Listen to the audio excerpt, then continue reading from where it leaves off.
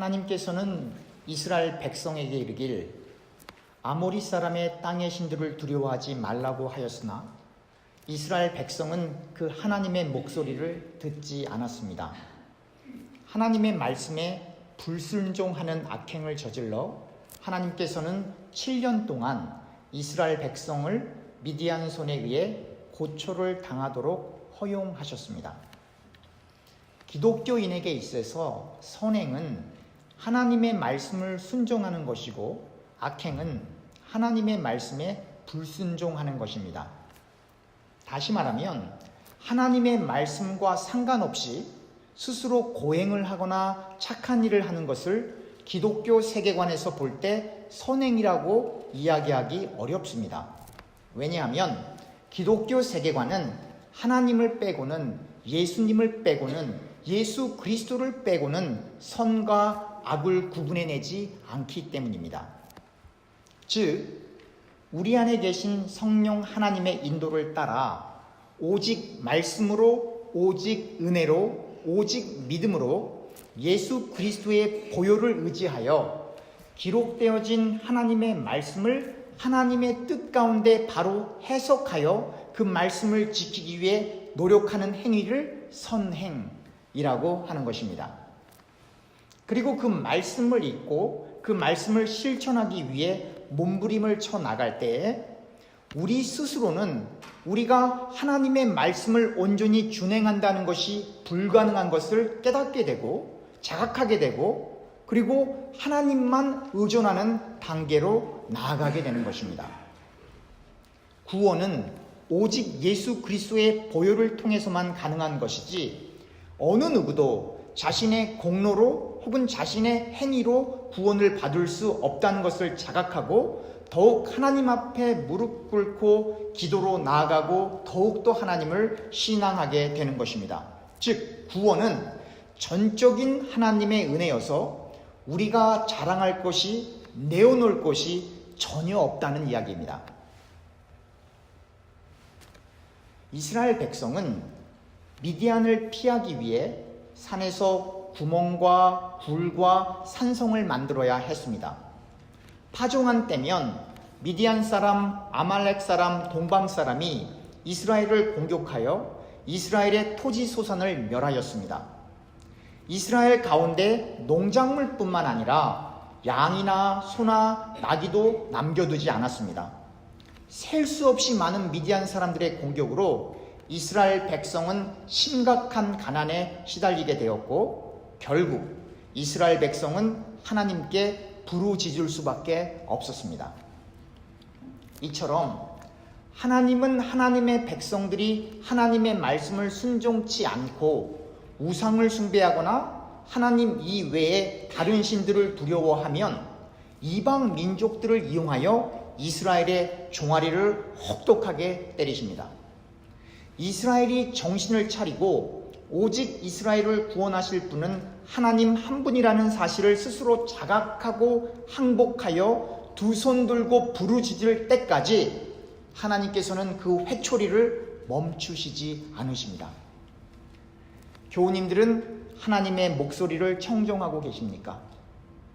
교우님들은 하나님의 말씀을 읽고 묵상하고 계십니까? 하나님의 말씀을 읽고 올바로 이해하는 일은 우리들의 생명이 달린 문제입니다. 알고 계시죠?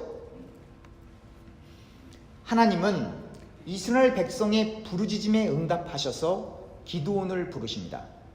하지만 기드온은 말하길 하나님, 나의 집은 므낫세 중에 극히 약하고 나는 내 아비 집에서 제일 작은 자인데 어떻게 이스라엘을 미디안으로부터 구할 수 있겠습니까? 라고 하며 하나님의 부르심을 거부하려 하였습니다. 하나님께서는 기드온에게 말씀하시길 내가 반드시 너와 함께 하리니 내가 미디안 사람 치기를 한 사람 치듯 하리다 하셨지만 기드온은 그 하나님의 말씀을 신뢰할 수 없어 표징을 구하게 됩니다.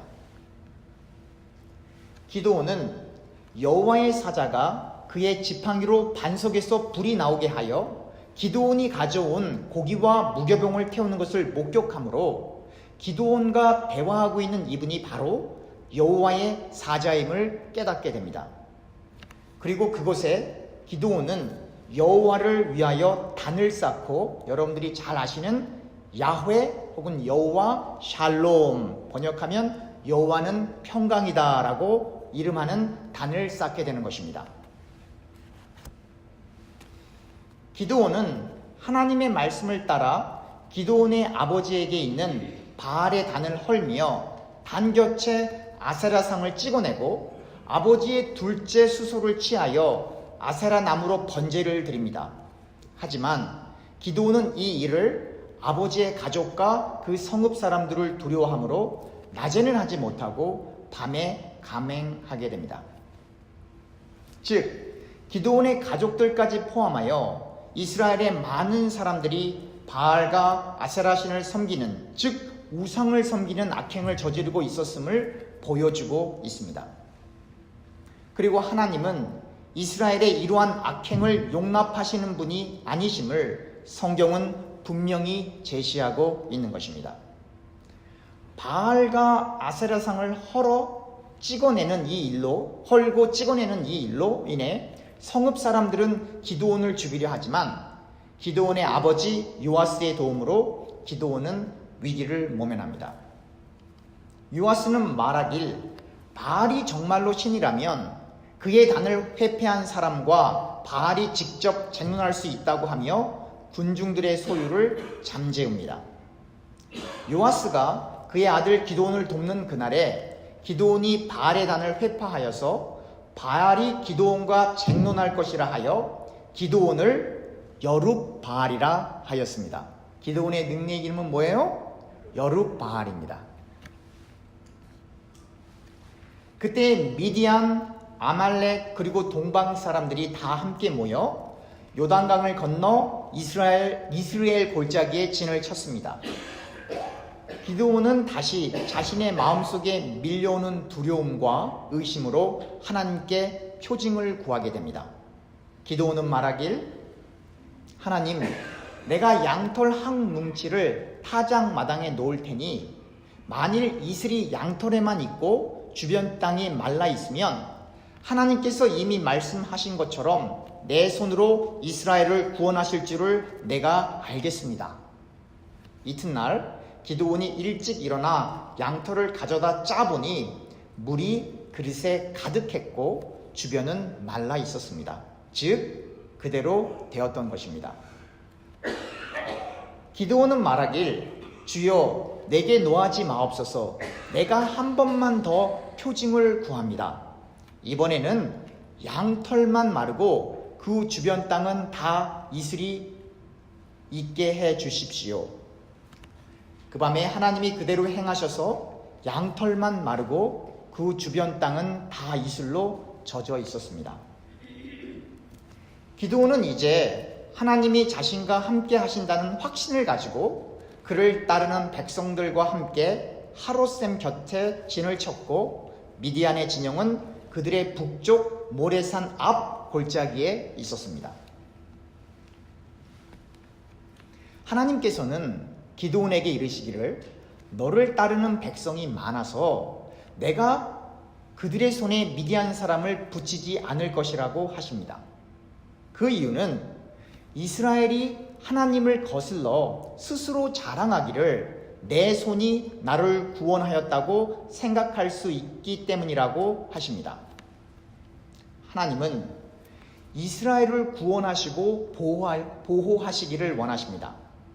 그리고 하나님께서는 이스라엘의 유일한 구원자, 그 구원자가 하나님이라는 사실을 이스라엘 백성에게 깨닫게 하셔서 하나님의 백성인 이스라엘이 오직 하나님만을 전적으로 섬기고 경배하는 것을 기뻐하십니다. 즉 이스라엘 백성은 그들 스스로 무엇을 할 수 있는 주체가 아니라 오직 하나님에게만 의존하여 하나님의 객체로 하나님의 은혜와 긍휼 안에서만 살아갈 때에 진정한 평강을 누릴 수 있음을 피력하고 있는 것입니다. 미디안과 전쟁하는 것을 두려워하는 2만 2천 명을 돌아가게 하고 이제 10,000명이 남았지만 하나님께서는 아직도 사람이 많다고 하십니다. 결국 하나님께서는 물을 핥아먹는 300명만을 선택하시고 나머지는 전부 각자의 처소로 돌아가게 하고 300명만이 메뚜기처럼 수많은, 그리고 해변의 모래같이 많은 낙타를 가지고 있는 미디안, 아말렉, 그리고 동방의 모든 사람들과 전쟁을 치르게 하셨습니다. 신자의 영적 싸움은 늘 이와 같습니다. 신자가 스스로 감당해낼 만한 싸움이 아닙니다. 기드온의 300명 용사와 셀 수 없이 많은 미디안 연합군과의 싸움과 같습니다. 갑옷을 제대로 입을 수 없는 목동 소년과 그 키가 6규빗 한 뼘, 오늘날로 옮기면 약 3m가 되고 입은 갑옷의 무게만 놋 5,000세겔, 오늘날로 옮기면 약 58kg, 창날의 무게만 철 600세겔, 오늘로 옮기면 6.9kg 나가는 배틀째 같은 큰 창나루를 들고 있는 거인 골리앗과의 싸움인 것입니다. 다시 말하면 계란으로 파헤치는 격인 것입니다. 인간적으로 생각하면 백전백패이나 하나님이 함께 계셔서 이겨내는 것입니다. 기드온의 능력이 아니라, 다윗의 무술 실력이 아니라 그들의 능력 너머에서 역사하시는 하나님의 능력으로 미디안 연합군을 섬멸하고 골리앗의 이마에 물맷돌이 박히는 것입니다. 전쟁은 기드온의 300명 용사의 용맹스러움이나 전략이 아니라 하나님의 전적인 개입하심으로 승리하게 됩니다.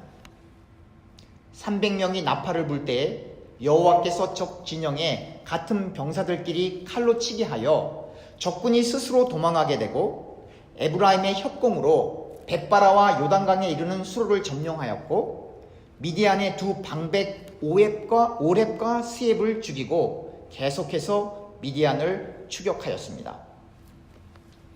결국 미디안의 두 왕 세바와 살문나를 사로잡고 미디안의 군대를 격파하였습니다. 그리고 미디안의 두 왕을 잡는 과정에서 기드온에게 군량을 협지하지 않았던 숫곳 사람들을 처벌하게 됩니다. 즉 숫곳의 장로들을 붙잡아 놓고 들가시아 찔레로 숫곳 사람들을 징벌하였습니다.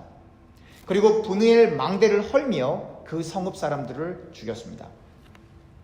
기드온은 또한 미디안의 두 왕 세바와 살문나를 죽이고 그 낙타목에 꾸몄던 초승달 장식을 치워하였습니다.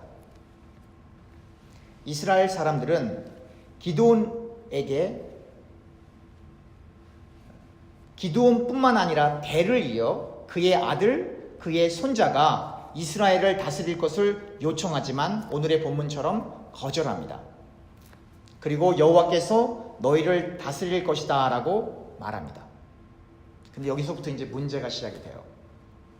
그런데 기드온은 이스라엘 백성들이 탈취한 금 귀걸이 무게가 1700세겔, 이것을 오늘날로 옮기면 43파운드, 43파운드, 아니면 20kg, 20kg 정도 나가는 무게고요. 초승달 장식들과 폐물과 미디안 왕들이 입었던 자색 의복과 그 낙타 목에 둘렸던 사슬을 요청합니다. 기드온이 그 금으로 에봇, 즉 제사장들이 입었던 옷이죠. 그 에봇 하나를 만들어 자신의 성읍 오브라에 둡니다. 온 이스라엘 사람들이 그 에봇을 음란하게 위하였다고 사사기 8장 27절에 개역 개정 성경은 번역하고 있습니다. 이 구절에 사용된 히브리 단어 자낙는 우상 숭배를 나타내는 사음으로 해석되기도 하지만 매춘부가 된다는 의미도 있습니다. 그래서 영어 성경 NIV 성경은 이 부분을 prostitute themselves로 번역을 하였고 New King James 버전은 play the harlot으로 번역을 하여 창기가 매춘 행위를 하고 있는 것으로 묘사하고 있습니다. 그리고 그 에봇이 기드온과 그 집의 올무가 되었다고 성경은 폭로하고 있습니다. 이에 더하여 기드온은 아내가 많아 그 아내들로부터 70명의 아들들이 있었고 세겜에 있는 첩으로부터 아비멜렉이라 불리는 아들을 낳기도 하였습니다. 성경엔 안 나오지만 여러분들 상상하실 수 있겠죠? 기드온의 부인들이 몇 명이었을까?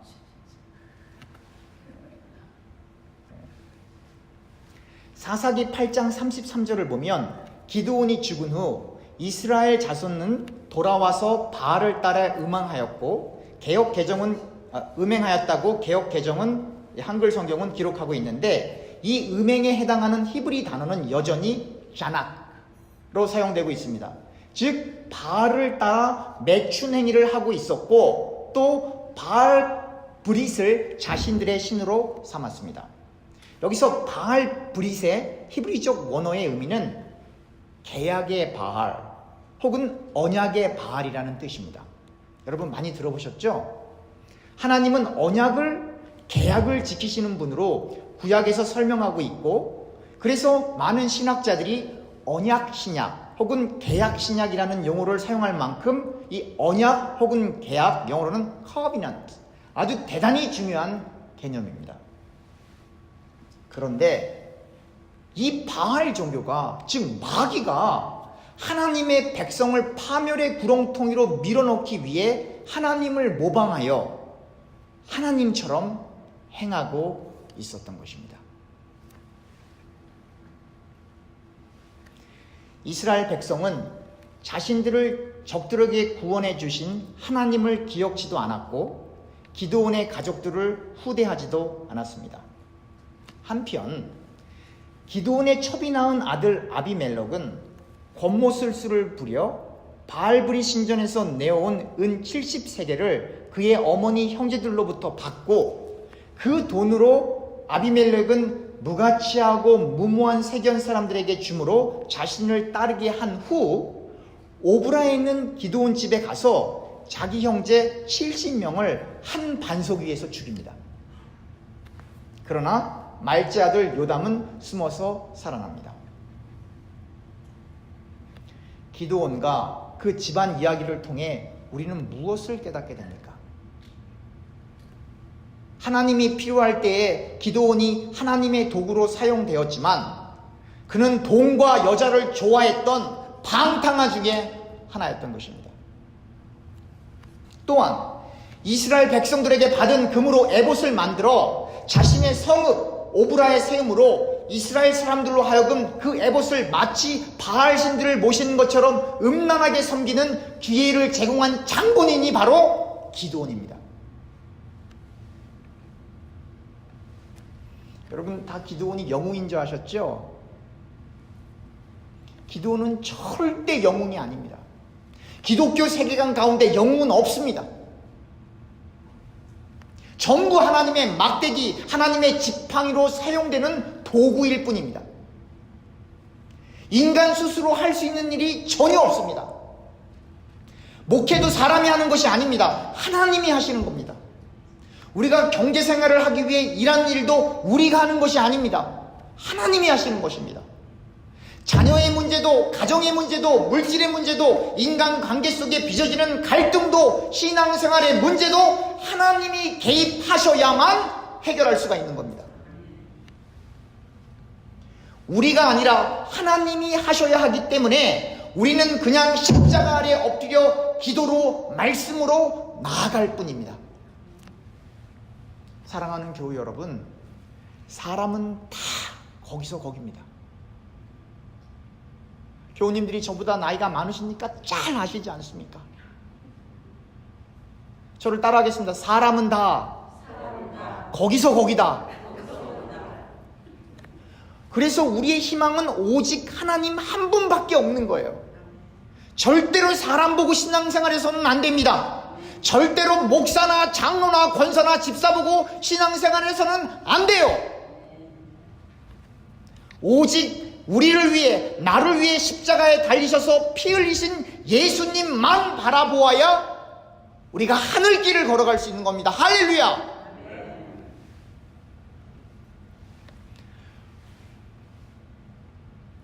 오늘날에도 얼마나 많은 종교 지도자들이 기드온처럼 쓰임 받았지만 종국에 가서는 돈과 명예 그리고 이성의 문제 때문에 무너져 내리는지 알 수 없습니다.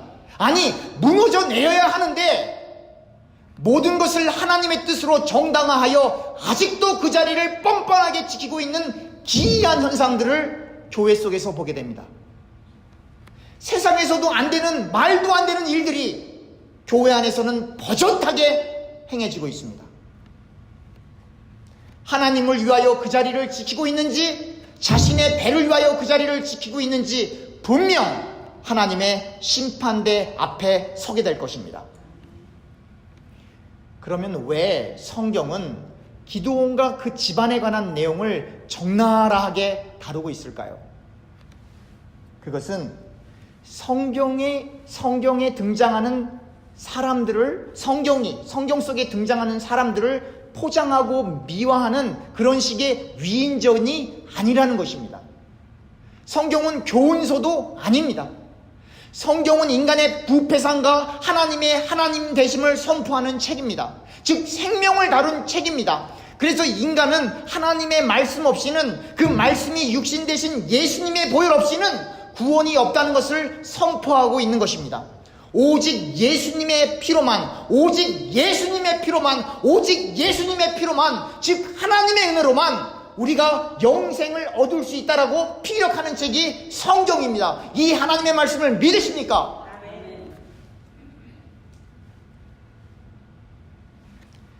인간이, 사람이 하나님으로부터 기드온처럼 특별한 표징을 보았다 할지라도, 즉 하나님을 만나는 체험을 하였다 할지라도 하나님의 지속적인 붙들어 주심이 없으면 그냥 타락해버립니다.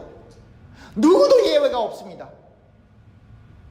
이 말은 예수 그리스도의 보혈 없이는 어느 육체도 구원받을 만한 육체가 없음을 다시 한번 반증하고 있는 것입니다. 신자들의 현실 가운데 사실상 기드온이 하나님에게 요청했던 표징을 보기가 어렵습니다. 그러나 괜찮습니다. 바울은 다음과 같이 빌립보서 4장 10절 이하의 고백을 합니다. 내가 주 안에서 크게 기뻐함은 너희가 나를 생각하던 것이 이제 다시 싹이 남이니 너희가 또한 이를 위하여 생각은 하였으나 기회가 없었느니라. 내가 궁핍함으로 말하는 것이 아니니라. 어떠한 형편에든지 나는 자족하기를 배웠노니 나는 비천에 처할 줄도 알고 풍부에 처할 줄도 알아. 모든 일 곧 배부름과 배고픔과 풍부와 궁핍에도 처할 줄 아는 일체의 비결을 배웠노라. 내게 능력 주시는 자 안에서 내가 모든 것을 할 수 있느니라. 할렐루야. 신자는 현실이 어떠하든지 예수 그리스도 안에서 자족할 수 있는, 이 세상이 알 수 없는 복을 누리고 있는 사람들입니다. 신자는 세상에 뿌리를 두고 사는 사람이 아니어서 세상에서 형통하고 실패하는 것으로 웃고 우는 존재가 아닙니다. 자식이 잘 되면 좋지만 잘 안 되는 것으로 우는 존재도 아닙니다. 그러나 우리의 신앙이 올바르지 못할 때에, 우리의 자식들이 하나님을 온전히 섬기지 못할 때에 울부짖으며 기도로 나아가는 사람들, 그 사람들이 신자입니다. 여러분, 찬송가 545장의 가사를 보면 다음과 같습니다. 1절 가사입니다. 이 눈에 아무 증거 아니 배워도 믿음만을 가지고서 늘 걸으며 이 귀에 아무 소리 아니 들려도 하나님의 약속 위에 서리이다. 걸어가세 믿음 위에서 나가세 의심 버리고 걸어가세 믿음 위에 서서 눈과 귀에 아무 증거 없어도. 이 찬송가처럼 이 눈에 아무 증거 아니 배워도 이 귀에 아무 소리 아니 들려도 하나님의 약속 위에 서서 의심 버리고 믿음으로 나아갈 수 있기를 축원합니다. 이제 말씀을 맺으려고 합니다. 사랑하는 교회 여러분, 인생이 아주 짧습니다. 아주 짧아요. 모든 의심과 걱정을 내려놓고 성경 속에서 특정한 인물들을 보며 감동받는 것이 아니라 아브라함을 아브라함답게 만드시는 하나님의 손길을 보며 이스라엘을 출애굽시키는 하나님의 손길을 보며 그 하나님을 중심적으로 성경을 바로 해석하여 기드온이 구했던 그 증표를 우리가 볼 수 없다 할지라도 모든 의심을 버리고 우리의 인생길을, 그리고 인생길 속에 놓여있는 그 좁은 길을 묵묵히 걸어가는 저와 교우님들 되시기를 주님의 이름으로 축원합니다.